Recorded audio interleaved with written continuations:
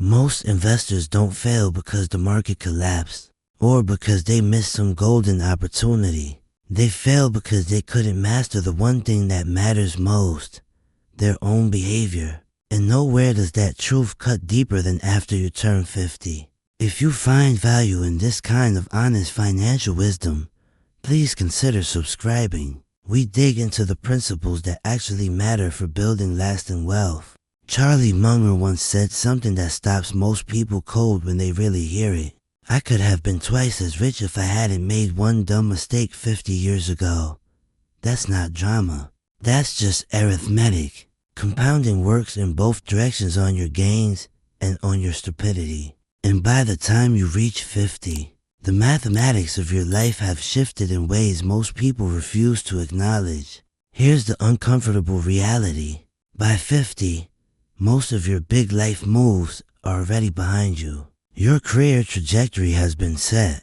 Your family situation is largely what it will remain. And your ability to take wild financial risks without jeopardizing everything you've built, that window has closed. Unless you enjoy gambling with your retirement, which carries about the same wisdom as betting your house at a casino, the game has fundamentally changed. The truth becomes simple when you strip away all the noise. After 50, you don't need brilliance. You need to avoid disaster.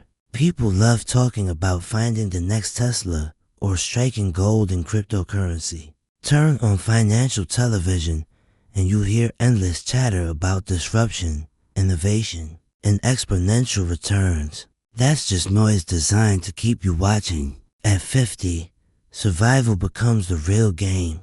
Not survival in some dramatic sense, but the quiet, unglamorous discipline of not blowing yourself up. Munger grew up during the Great Depression. He watched people lose everything not because they lacked intelligence, but because they borrowed too much, trusted the wrong people, or believed that good times would last forever. The pattern repeats itself every generation. The faces change, the technologies evolve, the specific mistakes were new disguises, but the underlying stupidity, that remains constant. Here's Munger's #1 investment principle for those over 50. Play defense, not offense. You already had your offensive years, your 20s, 30s, maybe your 40s. Those were the decades when risk-taking could potentially pay off, because you had time to recover from mistakes. You could lose half your money at 30 and still have 3 decades to rebuild. At 50, the clock stops being your friend. Time becomes your most precious and most limited resource. Most people misunderstand this transition completely. They hit midlife and suddenly feel like they're behind their peers. They see friends buying vacation homes or hear about someone who doubled their money in some hot investment. Panic sets in. They pile into speculative stocks or get-rich-quick schemes, convinced they need to catch up.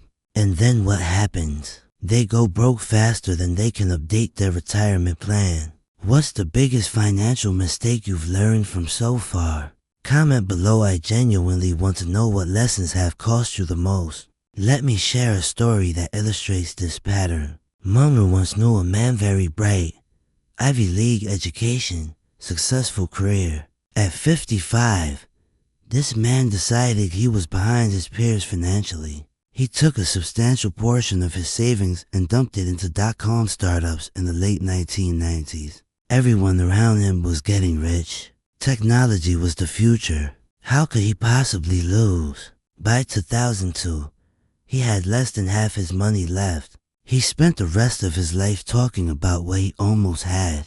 What could have been if he'd just held on a little longer or gotten out a little earlier? A complete waste of brains and money.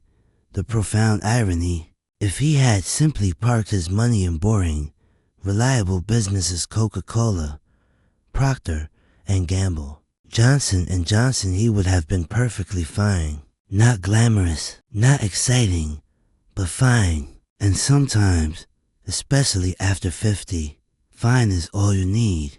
People over 50 often forget that the real enemy isn't underperformance. It's catastrophe. Losing half your money at 60 is not even remotely the same as losing half your money at 30. At 30, you still have 30 more working years ahead of you. At 60, you may not even live another 30 years. It's not a cheerful thought, but it's reality. And good financial planning has to be grounded in reality, not fantasy. You have to shift your mindset from trying to be clever to trying not to be stupid. And believe me, avoiding stupidity is a full-time job. Munger often said, "All I want to know is where I'm going to die. So I'll never go there." For investing after 50, all you need to know is what will wipe you out, and then don't go there. That means avoiding leverage. Debt becomes poison, especially when you don't have decades left to repay it. It means avoiding speculation. You're not going to outtrade the 25-year-old with 6 screens, no social life, and nothing to lose. And it means avoiding complexity. The more complicated the deal, the higher the odds you're the one being taken advantage of that at 50. Your best strategy is to keep things boring. Boring works. Boring compounds. Boring lets you sleep at night. The financial world doesn't reward excitement, it punishes it. So here's the paradox. The less thrilling your investments are after 50, the more likely you actually enjoy a thrilling retirement. Don't aim to get rich quick. Aim not to die poor. The deadly sin that costs everything. Now let's talk about something that has ruined more portfolios than any recession ever did. Envy. People don't go broke because they can't earn money. They go broke because they can't stand watching someone else earn more. Munger called envy the dumbest of the 7 deadly sins and the only one where you get no fun at all. Think about that. With greed, at least you get to enjoy spending money. With gluttony, you get to eat good food. With lust, you get some pleasure, however fleeting. But envy, you just sit there stewing in resentment while the other person is off enjoying their yacht. You get all the misery with none of the fun. Envy is also contagious. If your neighbor buys a fancy car, suddenly you think you need one too.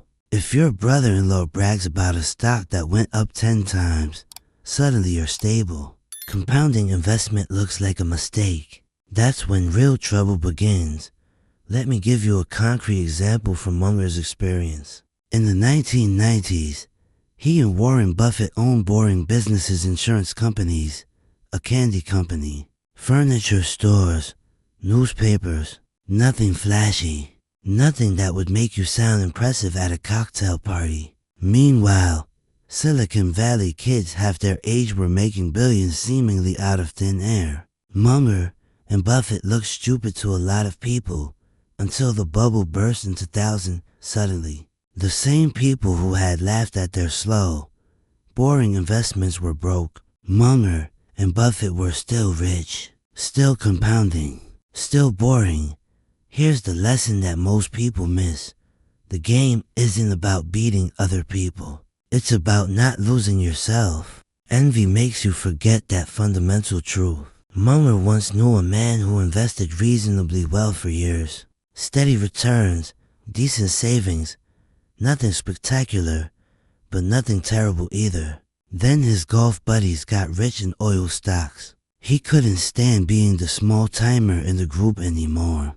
His ego couldn't handle it, so he leveraged up, chased the same trades his buddies were making, and when oil prices collapsed, so did his entire portfolio. His golf buddies lost money too, but they still had their careers. They could earn it back. This man had retirement to worry about. His gambling age was over, but he'd gambled anyway. That at 50 or older, envy becomes lethal. You don't have time to rebuild from your own stupidity. One envious move, one decision made, because you couldn't stand watching someone else get ahead can erase decades of patient saving and sensible investing. The best investors Munger has known had almost zero concern for what other people were doing. They didn't care if their neighbor bragged about a hot stock. They didn't care if CNBC shouted about the next big thing. They cared about staying solvent and compounding quietly. That was it. So if you're over 50, here's advice you can take to the bank. Stop caring what anyone else earns. Stop measuring your life against your neighbor's portfolio. Stop scrolling through financial gossip as if it somehow matters to your actual situation. Envy won't make you richer. It won't make you smarter. It won't even motivate you toward better decisions. It will just push you into stupid ones. And remember, your retirement doesn't care if someone else made more money than you. Your family doesn't care. The grocery store doesn't give you a discount based on your neighbor's portfolio. Only your ego cares. And your ego has bankrupted more investors than any bear market ever did. Before we continue, if this approach to thinking about money resonates with you, please take a moment to subscribe. Clear thinking about wealth is rare, and we need more people focused on what actually works.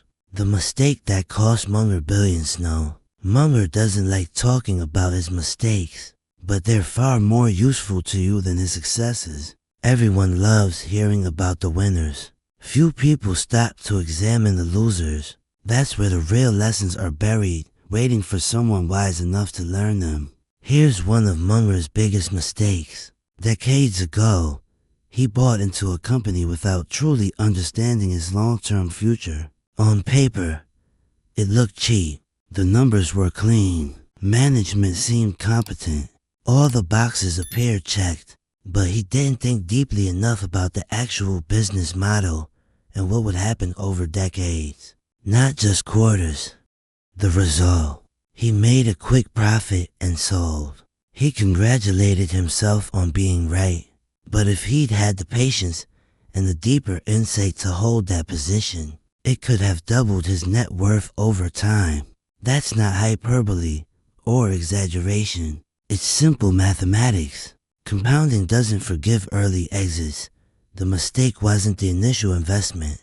The mistake was Munger himself. He lacked the discipline to stick with a truly great business. He settled for being right in the short term instead of being rich in the long term. Most investors make this exact same mistake. They sell winners too soon and cling to losers too long. It's completely backward. You should do the opposite. But it's hard because human nature pulls you in the wrong direction every single time. People love certainty. When something goes up 20 or 30%, they want to lock in gains. It feels safe. It feels smart. But selling Coca-Cola after a modest rise in the 1970s wasn't safe. It was foolish. That stock kept compounding for decades. Anyone who sold early was congratulating themselves while quietly robbing their future self. Munger doesn't beat himself up about this mistake anymore. Regret is wasted energy. But he does use the memory to remind himself of one simple truth. It's waiting that helps you as an investor. And a lot of people just can't stand to wait. If you find a truly great business, sit on your ass and hold it. Don't get clever. Don't get itchy fingers looking for the next thing. The world constantly tempts you to do something. Turn on the news and you'll see endless reasons to act. Elections, wars, inflation, recessions, technological disruption. But most of that is just noise. Good businesses survive those things. Great businesses thrive through them. And here's the truth nobody wants to hear. You've probably already made this mistake. You've already sold the right asset too early. Maybe it was a stock that kept climbing after you got out. Maybe it was real estate you sold before the big appreciation. Maybe it was a business opportunity you walked away from. And now, at 50, 55, 60 years old, you don't have 3 more decades to fix it. This is the moment. Either you learn this lesson right now today, or you'll pay the price for the rest of your life. Your job is not to outguess every headline. It's to avoid selling the goose that lays golden eggs. Because for people over 50, you don't have the luxury of making a mistake and then waiting 40 years for compounding to bail you out. One wrong exit, one badly timed clever move can shrink your nest egg permanently. Which of Munger's principles do you find hardest to practice in your own life? Let's talk about this in the comments. I want to hear your struggles. And if this honest look at real mistakes resonates with you, please hit that subscribe button. We don't sugarcoat reality here. Munger sees this pattern constantly. Someone holds a reliable dividend-paying stock for decades. Then they read a newsletter about some disruptor and decide to rotate their portfolio.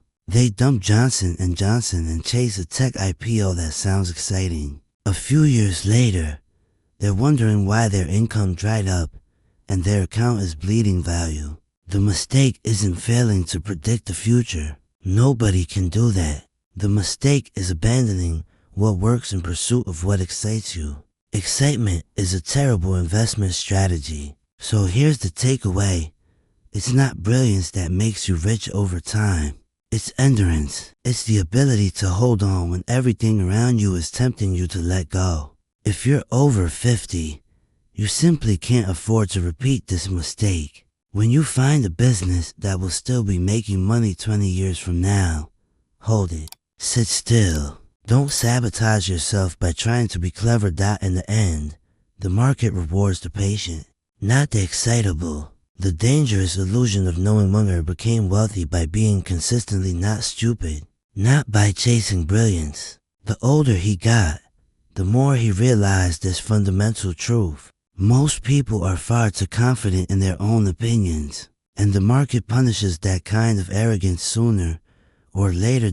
In the 1930s, people were certain prosperity would never return. They hoarded cash and missed the entire rebound. In the 1960s, everyone was sure America's big companies would always compound at high rates. They ignored valuations and got crushed in the 1970s. In the 2000s, investors thought tech stocks would only go up. We all know how that story ended. Confidence feels good, but it's not correlated with accuracy. In fact, Munger observed the opposite. The people who sounded most certain were usually the ones who lost the most money. Here's the reality. The world is too complex for anyone to know everything. You don't get rich by being a know-it-all. You get rich by knowing what you don't know and avoiding those areas completely. When Munger and Buffett built Berkshire Hathaway, they passed on thousands of opportunities, literally thousands. They didn't understand them, so they ignored them. And you know what? They didn't miss much. The world throws plenty of pitches. You don't have to swing at everyone, but most investors can't resist. They think having an opinion on everything makes them look smart.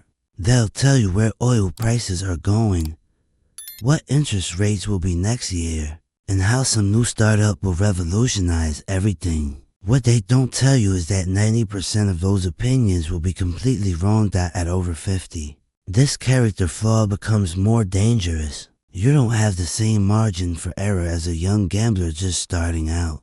If you throw money behind your half-formed opinion and the market proves you wrong, it won't forgive you. And unlike at 30, you don't get another 30 years to rebuild what you've lost. Munger once watched a successful Los Angeles lawyer sharp guy, good income, respected in his field, decide he was also an expert on currency markets. He read a few articles, formed an opinion, and bet heavily against the Japanese yen. It wiped out most of his retirement savings, not because the yen was predictable and he got it wrong. The yen's movements are notoriously unpredictable. He lost because he was confident in his ability to predict something fundamentally unpredictable. The crushing irony. If he just admitted, I don't know anything about currency markets, and left his money in something boring, he would have been completely fine. But people would rather be wrong loudly than silent and wise.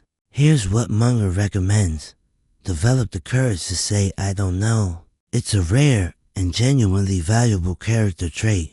If you can admit ignorance in areas where you lack true expertise, you won't bet on nonsense. You stick to the few areas where you actually have competence. That's exactly what Munger and Buffett did at Berkshire. They understood insurance. They understood Coca-Cola. They understood See's candies. So they bought them and held them. They didn't understand airlines or dot-com stocks in the 1990s, so they left them completely alone. That single habit, knowing their limits, saved them from disaster more times than anyone can count. So if you're over 50, stop acting like an oracle. You don't need opinions about every sector, every trend, every country's economy. You only need to know a few things extremely well and freely admit you know nothing about the rest. In fact, Munger would go further.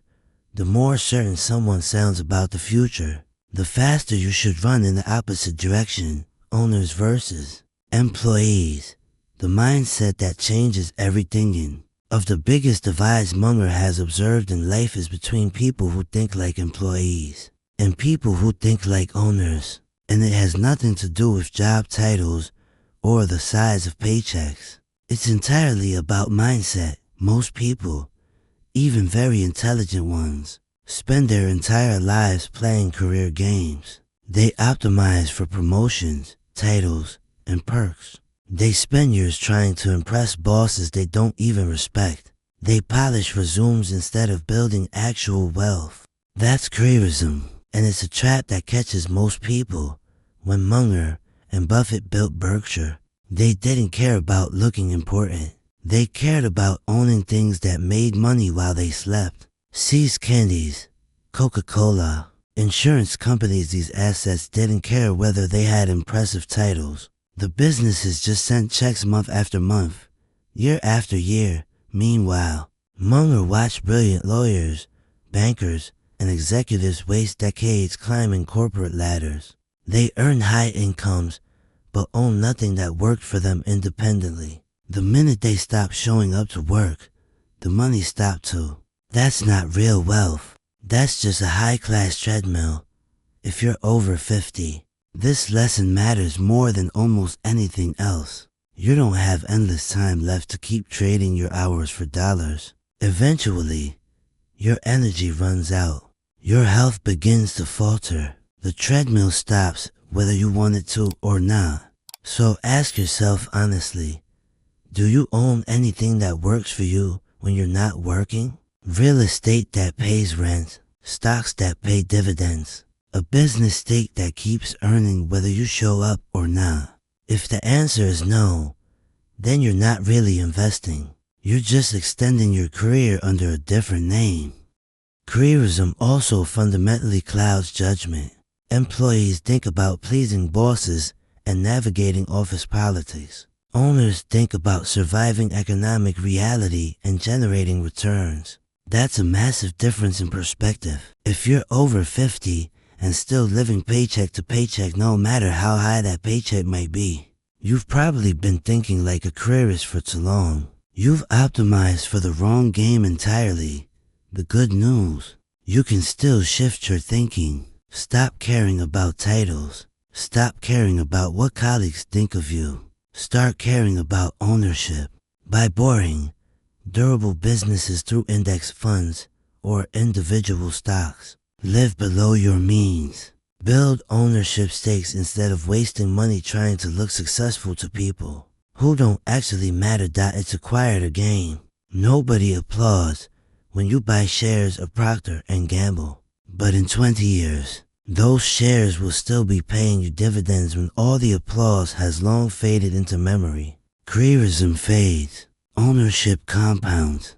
Choose the one that will still matter when you're 70. The 3 habits that built a fortune. Munger had to reduce his so-called success to just 3 habits. It would be this: he avoided debt, he avoided drama, and he avoided dumb people. That's it. No magic formulas, no secret sauce, no complicated systems, just ruthless subtraction. Let's start with that. Munger has said it countless times. Debt is poison. It destroys discipline. It magnifies stupidity. And it absolutely guarantees that when bad times come in, they always eventually come. You're the first one to get completely wiped out. Munger watched people in the 1930s borrow against their homes, thinking they were being safe and conservative. When the crash came, they lost absolutely everything. That image stuck with him for life. He and Buffett built Berkshire Hathaway without leaning on borrowed money. They could have juiced their returns with leverage, certainly, but one or two wrong bets with debt behind them, and they would have been broke just like everyone else. Staying solvent was always more important than looking clever. If you're over 50, debt becomes absolutely lethal. At 30, maybe you recover from a mistake. At 60, it's game over. You won't live long enough for compounding to save you from a major debt-fueled disaster. Now, drama. Munger simply doesn't tolerate it. He avoided unnecessary fights, pointless feuds, and people who seemed addicted to chaos. Drama wastes enormous amounts of energy that could be spent thinking clearly, building patiently, or simply enjoying life. Plenty of genuinely smart men have been ruined not by bad investments, but by bad divorces, bad business partnerships, or bad tempers. You can be absolutely brilliant in finance and still bankrupt yourself with personal chaos. Then there's dumb people. And by dumb, Munger doesn't just mean low IQ. He means people who are reckless, dishonest, unreliable, or addicted to shortcuts. They're radioactive. Their stupidity spreads like a contagion. Hang around them long enough and you inevitably get caught in the fallout early in his career. Munger saw colleagues fall in with slick operators who promised outsized returns with minimal risk. The pattern was always identical: fast talk, increasingly shady deals, inevitable collapse. Munger made it an iron rule: better to have fewer friends and business partners, but extremely high-quality ones. His partnership with Warren Buffett worked successfully for over 50 years. Not because they never disagreed, they certainly did, but because they shared the same core principles: rationality, patience, honesty. Most people dramatically underestimate how much avoiding the wrong things actually matters. Everyone constantly looks for the right stock, the right deal, the right opportunity. They completely ignore the fact that saying no is far more important than saying yes. If you're over 50, this is not optional advice. You cannot afford to waste years untangling yourself from bad decisions. The margin for error has vanished, so cut ruthlessly. No debt, no drama. No, dumb people died. It sounds harsh, but it buys something priceless: peace of mind. And peace of mind is worth substantially more than squeezing out a few extra percentage points of return. The simple path after 50. Here's something most people absolutely do not want to hear. Getting rich after 50 is less about making brilliant moves and much more about avoiding fatal ones. At that age, survival becomes the strategy. You can still build meaningful wealth after 50. Munger has seen plenty of people do exactly that, but they didn't do it by chasing hot tips or trading like aggressive 20-year-olds. They did it by being boring, steady, and relentlessly rational. The surprising truth is this: you don't need to double your money overnight. You just need to not blow yourself up. Let me give you a concrete example. Munger knew a doctor with a good income and sensible spending habits. At 55, this doctor started funding his savings into a basket of high-quality dividend stocks. He ignored all the noise on television. He reinvested dividends automatically. He lived below his means consistently. By 70, he wasn't spectacularly rich, but he was genuinely financially free. No debt, plenty of income, comfortable, secure, independent.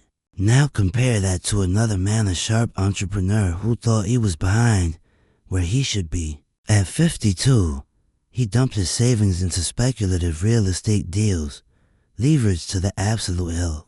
When the market turned against him, he was completely bankrupt by 57. The difference between these two men wasn't intelligence, it was discipline. Here's the paradox: at 50, you don't need brilliance to win this game. You just need to stop doing stupid things. And believe me, the world offers you an absolutely endless buffet of stupid things to do. Cryptocurrency scams, day trading fads, exotic real estate schemes. The list literally never ends if you want to stay rich after 50. Here are the unbreakable rules. Keep it brutally simple. Own businesses or assets you actually understand deeply.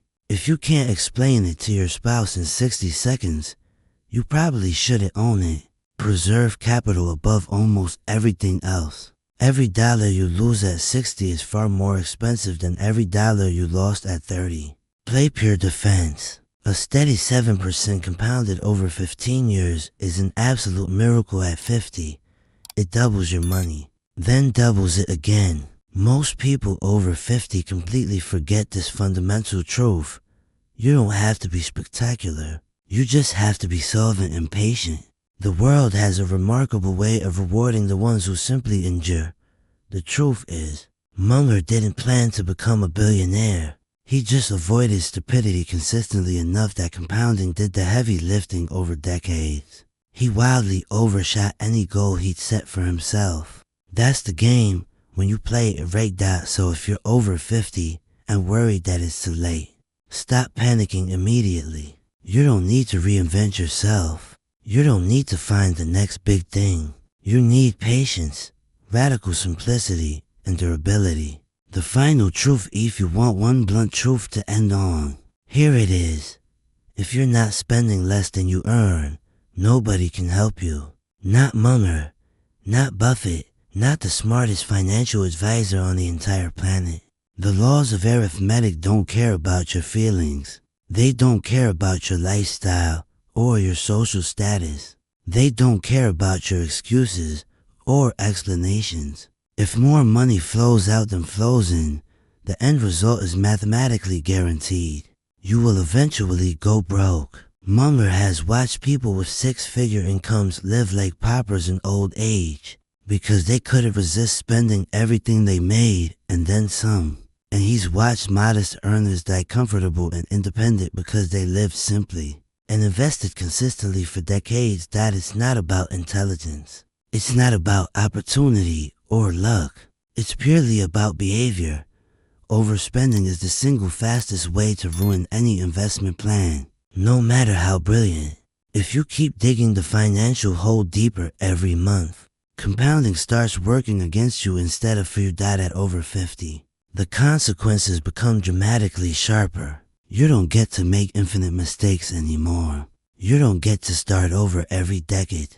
Your choices right now are either setting you up for a dignified retirement, or they're setting you up to depend on other people in your final years. The goal at this stage of life isn't glamour. It isn't impressing anyone. It isn't chasing the biggest possible return.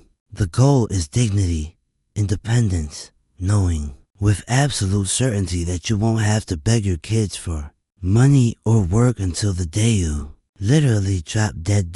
And that kind of security doesn't come from clever trades or hot stock tips. It comes from restraint. It comes from the quiet, unglamorous discipline of living below your means year after year after year. If you cut out debt completely, avoid unnecessary drama, ignore dumb people and their schemes, and consistently live below your means, you've already beaten about 90% of humanity at the money game. Do all of them consistently for long enough, and compounding will handle the rest. The math takes over and does the heavy lifting. So here's Munger's final question for you.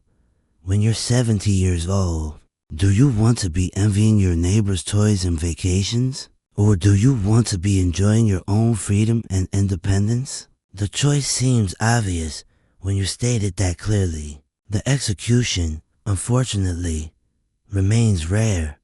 Munger built his entire fortune on the foundation of boring principles that a fifth grader could understand. Spend less than you earn, avoid debt like poison, own good businesses and hold them. Don't try to be clever.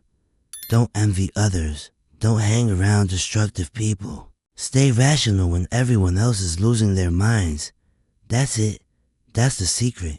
There is no secret beyond that. After 50, you're running out of time to learn this lesson through painful experience.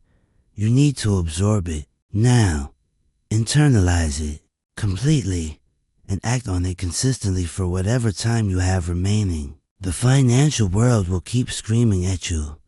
There will always be a new bubble, a new trend, a new opportunity that everyone says you're missing out on. The noise never stops. Your job is to ignore virtually all of it. Your job is to be so boring that you make other people yawn when you talk about your investments. Your job is to still be standing, still solvent, still compounding when the exciting people have blown themselves up for the third time. Nobody will applaud that choice in the moment, but in 15 years, when you're sleeping soundly at night with genuine financial security, you'll understand what Munger understood his whole life. The market doesn't reward excitement. It punishes it. What gets rewarded is patience, rationality, and the simple ability to not do stupid things consistently over time. Remember what Munger said.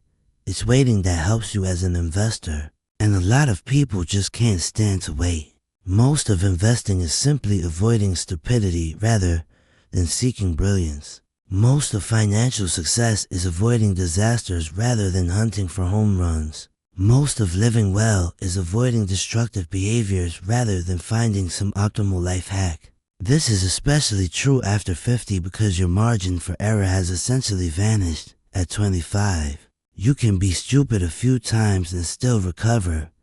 At 55, you no longer have those luxuries. There are no do-overs. This is the final round, and every move matters. The people who get wealthy and stay wealthy into old age aren't the ones who made one brilliant bet that paid off spectacularly. The people who retire with dignity and security are the ones who made reasonable decisions consistently over decades and avoided major mistakes. That's not an exciting story. It won't make a good movie, but it's the truth.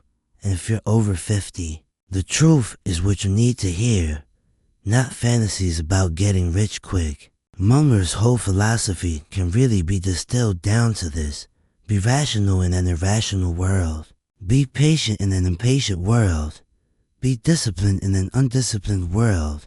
And above all, avoid stupidity in a world that practically forces stupid decisions on you every single day. If you can do those things, if you can maintain your rationality and discipline while everyone around you is losing theirs, you won't just survive financially. You'll thrive, not in some flashy way that makes strangers jealous, but in a quiet, dignified way that lets you sleep soundly at night and face retirement without fear.